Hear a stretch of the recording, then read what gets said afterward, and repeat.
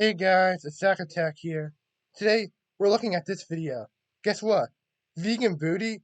Yeah, she went on Piers Morgan Uncensored. Wow, this should be good. This should be good. Welcome back to Piers Morgan Uncensored. Celebrities are denouncing veganism en masse. The market for plant-based gruel's fallen off a cliff. It's increasingly likely that the rest of the world agrees with me, which is often what happens with issues. Infamous activist Tash Peterson, better known as Vegan Booty, is on a mission to change people's minds by all means necessary. So is veganism here to stay, or as dead as a steak on my plate later this evening? I'm joined by Vegan Booty, Tash Peterson, and Outkick host and Fox commentator Tommy Larian. All right. Would you go by the name Vegan or Vegan, Miss Booty, or what? Tash Peterson is fine. Tash? Yes. Veganism's going out of fashion. Meatless Farm announced their ending production. Yeah, for real, man. Nobody likes vegans. It's because of her. It's literally because of her. Like, Beyond Meat shares crashed 95%. Most vegan companies in this country, lack of consumer demand now. I think people have got a bit fed up with it. I think one of the reasons is they're fed up with being shouted at. You're one of these people that runs into restaurants and plays, sounds from screaming animals and abattoirs and so on. I know you care passionately about it. I think it's very off-putting. It's a bit like the Just Stop Oil protesters doing a lot of their stuff. It just annoys people. It has the opposite effect to what you hope. No, I don't. for real, man. He's actually speaking facts right now. I don't think so at all. I think it brings more attention to the animal holocaust. Animals are It makes people not want to be vegan, though.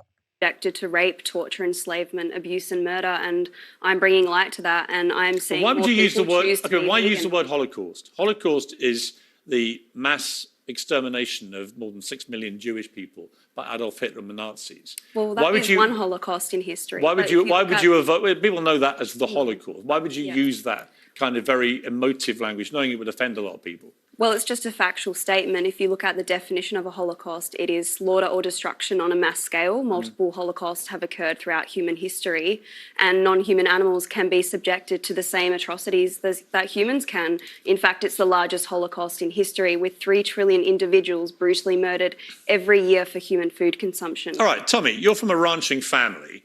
I don't know about you. I don't mind people being vegan. If you don't want to eat meat, it's absolutely fine. And I get some of the reasons why they don't want to. Personal choice. They care about animals. Yes, it is a choice. When are these vegans going to understand? And so on. Although I would point out, animals eat a lot of animals. Munching meat. Well, veganism is an ethical. Bro, no one's talking to you. Tommy, sorry.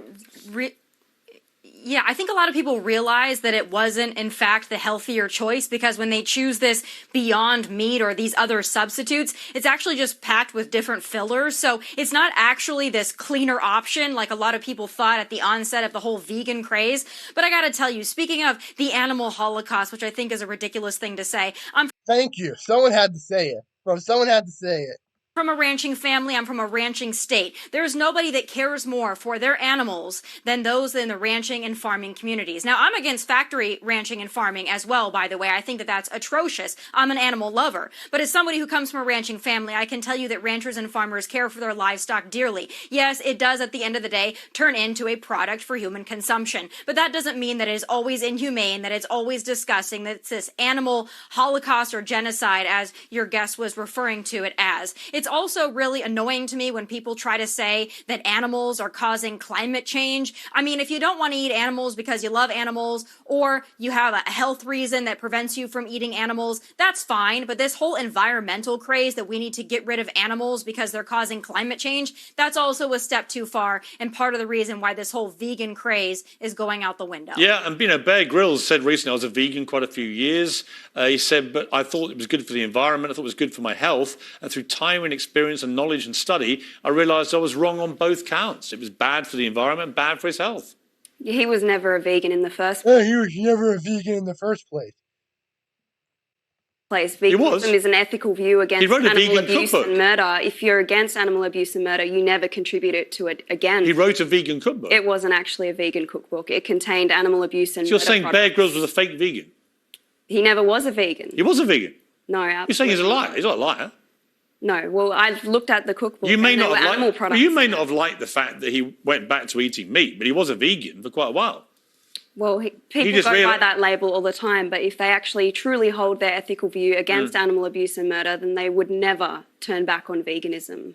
You know, Tommy, over here, I railed against vegan sausage rolls. I Yeah, didn't but 84% of people who are vegan go back to eating meat. So, like, like the way they appropriated the language of meat products. I don't think vegan companies should be allowed to use words like sausage rolls or steaks because that's meat.